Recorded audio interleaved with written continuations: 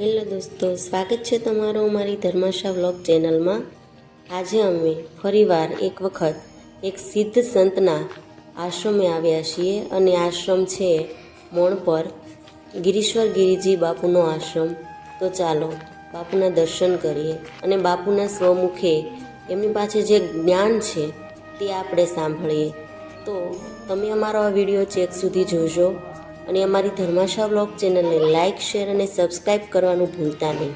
તો ચાલો આ સિદ્ધ સંતના દર્શન કરીએ, તેમની પાસે રહેલા જ્ઞાનનો આનંદ માણીએ।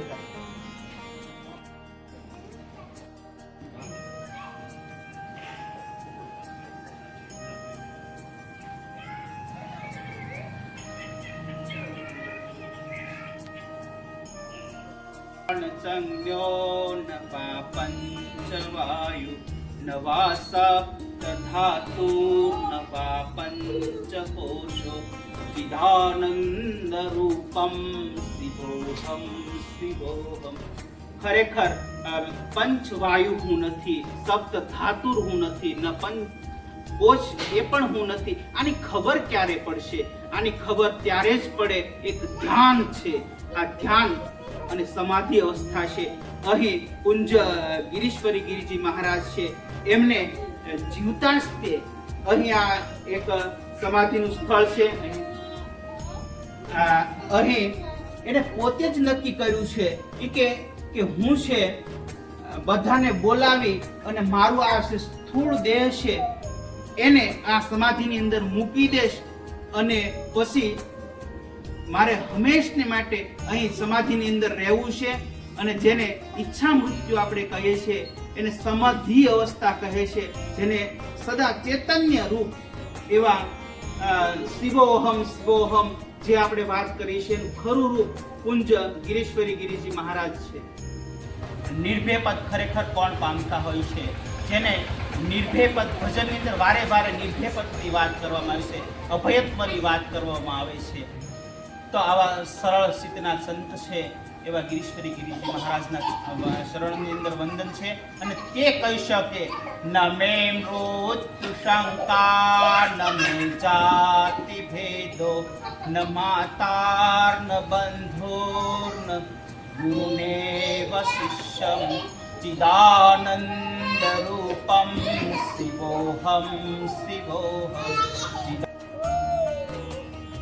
ध्यान मूलम गुरु मुरुते पूजा मूलम गुरु पदम मंत्र मूलम गुरु वाक्य मोक्ष मूलम गुरु कृपा।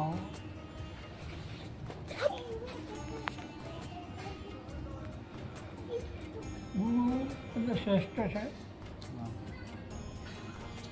गुरु पद जीव कई हंस कई ગુરુ મારા ચોથા પદમાંથી બિહારી પોતાના જે સ્વરૂપ વિશે એને ઓળખ પાડે છે, એને કહેવામાં આવે છે ગુરુ પદ। તો મારા જીવનની અંદર મારી જે જન્મભૂમિ ગોંડલ તાલુકો રાજકોટ જિલ્લો, ધારીની અંદર 12 વર્ષ મેં કાઢ્યા। ત્યાર પછી યોગાના યોગ જે મારા ધીરુભાઈ ઉપદેશક એને ઘણો સમય થયા, એની જે નિષ્ઠા, એનો જે ભાવ, એ ગુપ્ત પડેલો જે હતો અને મારે નથી મારા વિચારો એ ઉત્થાન થયા આવે કે ભાઈ અહીંથી જાઉં છું ધારીથી। હું ધીરુભાઈને મળ્યો, ધીરુભાઈ કે બાપુ તમે રોકાઓ અને થઈ રહે બધી જગ્યાએ। હું એ રોકાણો, એ પલોટ કે 75,000 ખાલી પલોટ લીધો અને સ્વતંત્ર આશ્રમ સ્વામી રામતીર્થનું નામ લેવું જોઈએ, એની યાદી રહેવી જોઈએ। આપણી યાદીનો રહે તો કાંઈ નહીં। જે મહાપુરુષ વિભૂતિ આ વિશ્વની અંદર જ્યાં જગતને કંઈક સંદેશો સત્ય આપ્યો છે સત્ય રાહ બતાવ્યો છે.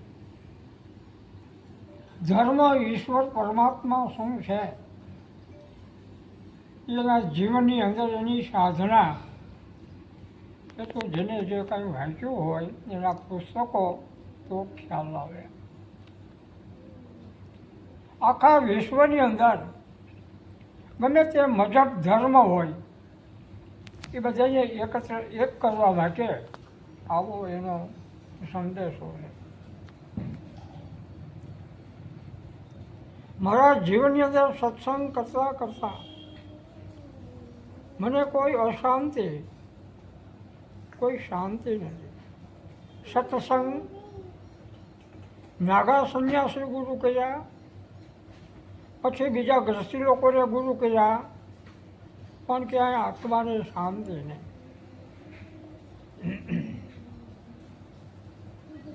એમાં રાજકોટની અંદર સત્સંગ 5-6 ભાઈઓ સ્વામી રામતીર્થના શબ્દોમાંથી સત્સંગ કરે. હા મારે એની સાથે મળવું થયું. અને બાપુ આવતા જાઓ પણ વાત કરે નહીં કે આ સ્વામી રામતીર્થના શબ્દો છે એમ. હું કહું કે આવા કોઈ શબ્દ કોઈ સત્સંગની અંદર મારા જીવનની અંદર હું ખૂબ ભર્યો પણ મુક્તપણે આવા કોઈ શબ્દો આવતા નથી. એ બહુ સારું કહેવાય. એટલે બાપુ તમે આમ બધે શાંતિની શોધ માટે જ નીકળેલા ત્યારે એમ ને? હા, શાંતિ માટે જ મારા જીવનની અંદર જે કાંઈ ભૌતિક જીવને દુઃખ થાય હા હા એ દુઃખ મટાડવાને માટે, શાંતિને માટે, સત્ય ભજન સમજવાને માટે. નામ તો આપણે સાંભળ્યું છે અનેક પરમાત્માના નામ જુદે જુદા, પણ એ કોઈ અનુભવ નહોતો. જ્યાં સુધી અનુભવ ન થાય ત્યાં સુધી એ પ્રાપ્તિ આપને સમજાય નહીં. એ ખ્યાલ આવ્યો કે સ્વામી રામતીર્થના શબ્દો છે. અને એ પુસ્તક અમદાવાદની અંદર ગુજરી બજારમાં ભિક્ષુ અખંડાનંદ સ્વામીના વખતમાં હા ₹100 જે છપાયેલું એના મેં ₹400 આપ્યા.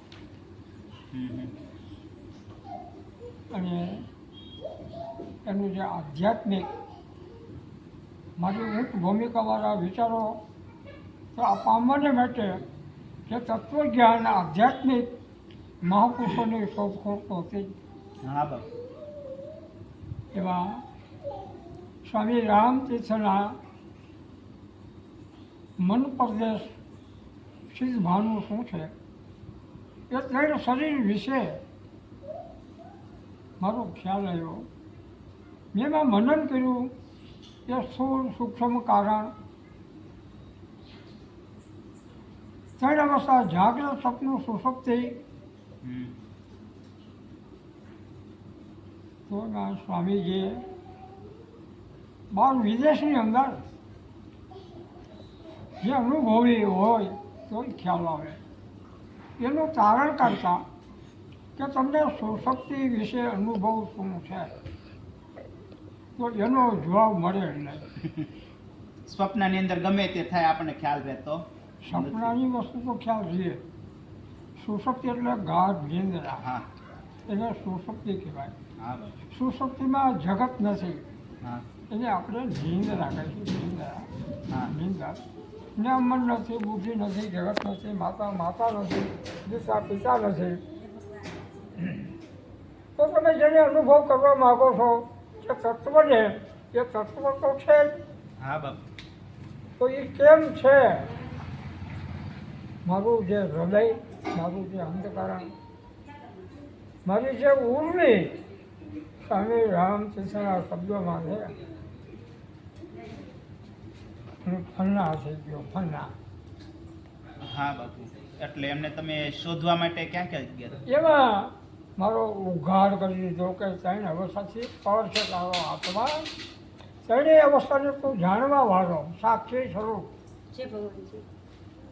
મને શાંતિ રહે. મને જે શાંતિ મને ખરેખર સમાધાન થઈ ગયું. પોતાનું જે સ્વરૂપ, નિજ સ્વરૂપ આત્મા જે સાક્ષી છે, સાક્ષી, હા મને સાક્ષીનું જ્ઞાન થયું. સાક્ષીનું જ્ઞાન થયું એટલે ત્રિપુટીનું જ્ઞાન થાય, અને ત્રિપુટી લઈ થાય એટલે અભેદ એને કહ્યું છે, અભેદ. ભેદ મટી ગયો. છેલ્લું જ્ઞાન છે અભેદ. ભેદ મટી ગયો. કોઈ જાતની જે શંકા વિચાર કોઈ ઉઠતો નથી, એને કહે છે અભેદ જ્ઞાન. આવી મહાપુરુષને મારી માથે જે કંઈક પ્રેરણા, અને અહીં આપણે જે સ્થાપિત આ આશ્રમ અવધૂત પરમહંસ સ્વામી રામતીર્થ સદગુરુ આશ્રમ એનું નામ છે. અને અમે તો આપણે જે ગોવારી કરી છે બાપા, અને આ હંમેશાને માટે આપણે શુદ્ધ, આપણે જે વિચારો, આપણી જે ભાવના કાયમને માટે, આપણી જે લઘુતા ગ્રંથિ, આપણા જે વિચારો વસ્તીઓ ન ઉઠે અને કાયમને માટે ક્ષમતા રીએ, આવી મારી પ્રાર્થના છે. બોલો સાથે બાપુ, યોગ વિશે આપ વાત કરશો. આપે એની અંદર કેવી કેવી ભૂમિકાઓ છે, કઈ રીતનું છે, એની થોડી વાત કરશો. યોગના ઘણા પ્રકાર છે. અષ્ટાંગ યોગ આપણે કેવી છે. હા, અષ્ટાંગ યોગ તો એને પાંતાંજલિ હા, એના યોગ સૂત્ર. સ્થાપક છે. યમ નિયમ આસન પ્રાણાયામ પ્રત્યાહાર ધ્યાન ધારણા અને સમાધિ, જે 8મું અંગ એ સમાધિ. પણ તે પછી મહાપુરુષો નાથ સંપ્રદાયની અંદર યોગ વિશેની સાધના એ અલગ બતાવે છે એનો અનુભવ. અરવિંદ ઘોષ એના યોગમાં એને જે અનુભવ થાય છે એ પણ અલગ બતાવે છે. એમ એ યોગ તો ચિત્ત અને વસ્તી એટલે શું? પહેલાં એ ચિત્તને જાણવું જોઈએ. જ્યાં સુધી ચિત્તમાં વિક્ષેપ થતો હોય તો સ્થિર મારો આત્માને તમે જાણી શકશો નહીં. એ ચિત્ત સ્થિર થઈ જવું જોઈએ, શુદ્ધ કંઈ ચિત્ત એમાં વસ્તી કોઈ ઉઠે નહીં. યોગ ચિત્ત વૃત્તિ નિરોધ, અટકાવી દેવું, વૃત્તિઓને અટકાવી. બાપુ, હા, અમારી પાસે તો માત્ર જ્ઞાન છે, આપ અનુભવી છો, એની વિશે વાત કરશો. એ પ્રણવ જે ઓમકાર ઉઠે છે, હા, એ શ્વાસ ઉશ્વાસ, એ સાધના, એ પણ યોગ છે. હા બાપુ. એ પ્રણવને તમે કાયમને માટે અભ્યાસ, તમે આસન સિદ્ધ કરો ધીમે ધીમે. એ આસન સિદ્ધ થયા પછી 3 કલાક ધ્યાનમાં બેસાય અને તમારી વસ્તી વિચારો કોઈ ન ઉઠે એને કહેવાય આસન સિદ્ધ. એ આસન સિદ્ધ થયા પછી તમારો જે પ્રાણ ધીમે ધીમે એ પ્રાણ પકડાય. પ્રાણ પકડાય એટલે ધીમો પડે, ધીમો પ્રાણ. છેલ્લે પ્રાણ હાલતો જ નથી એવી તમને અનુભવમાં વસ્તુ આવવા માંડે. પછી એની બધી પ્રક્રિયાઓ એ જુદી જુદી છે. એની મારું પર જે બધા કોષ છે એ કોષ ધીમે ધીમે ખુલવા માંડે. પંચકોશ. અભ્યાસને લઈ એ કોષ બધા ખુલે. એ યોગ વિશે થોડું બધું એ અણઘડતું છે. અને મહાપુરુષોએ જેવો સાધક એને એ પ્રમાણે એ ખ્યાલ અપાવે છે, પણ યોગ વસ્તુ બધા કરી શકતા નથી. યોગ બોલો સદગુરુદેવ બોલો. બાપુ, જે આપણે પંચકોશોની વાત કરો છો એની અંદર પેલું અન્નમય કોષ છે. હા, એ સ્થૂળ દેહને માટે. સ્થૂળ દેહની માટે છે. હા, અન્નમય. પછી મનોમય, મન. એ મનનો કોષ છે, જે વિચારો કરે, હા. મનન કરે. હા. મનોમય, અન્નમય, મનોમય, પ્રાણમય. પ્રાણમય, જે પ્રાણ હાલી રહ્યો છે પ્રાણમય, શ્વાસ ઉશ્વાસની આપણી જે પ્રક્રિયાઓ છે ઈ પછી વિજ્ઞાનમય. વિજ્ઞાનમય અને આનંદમય 5 કોષ છે. આ 5. એટલે આનંદમય કોષ સુધી પહોંચ્યા હોય હા. એટલે આઠે પહોર આનંદમાં રહેતા હોય છે. એની વિશે વાત આનંદમય કરો. કોષ એટલે પોતાનું જે નિજ સ્વરૂપ નિજાનંદ, એ અનુભવ પોતે પોતાના સ્વરૂપે અનુભવ થાય હા કે હું બીજો નથી. નિજાનંદ સ્વરૂપે આનંદ થાય હા ભાઈ.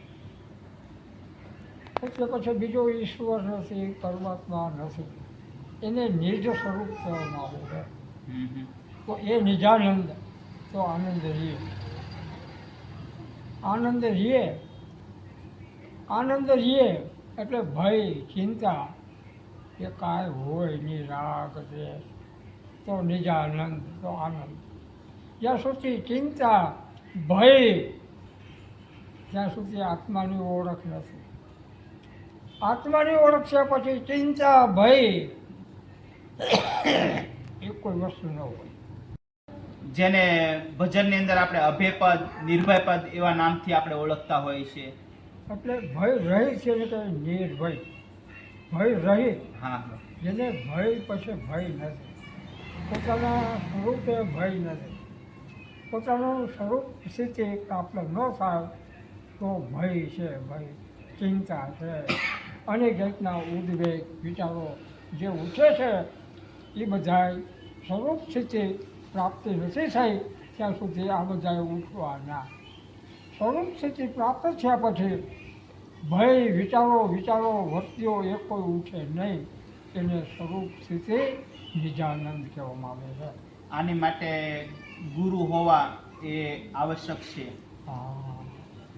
ગુરુ જ્ઞાન એનો જે ભેદ, એનો મર્મ આપણે સમજતા નથી. હવે એ મર્મ સદગુરુ એનો જે મર્મ ખોલી નાખે છે, ભેદ ખોલી નાખે છે, હા એટલે શિષ્યને સમજાય. નકર વાંચનમાં કહેલું કે નિર્ભય, પણ અનુભવમાં ન આવે. હા, તો નિર્ભય થવું કેમ? ત્યાં સદગુરુની જરૂર પડે. છેલ્લે સદગુરુ સિવાય, ગુરુપદ સિવાય મહાનમાં મહાન ગુરુપદ છે. હા બસ. ગુરુપદ પંકજ પુંચા ચૌદ લોક પૂંજાય, શિવ વિરંજની શારદા ગુરુ પ્રણામ દર્શકાય. હા બસ. એમ ગુરુપદ શ્રેષ્ઠ છે.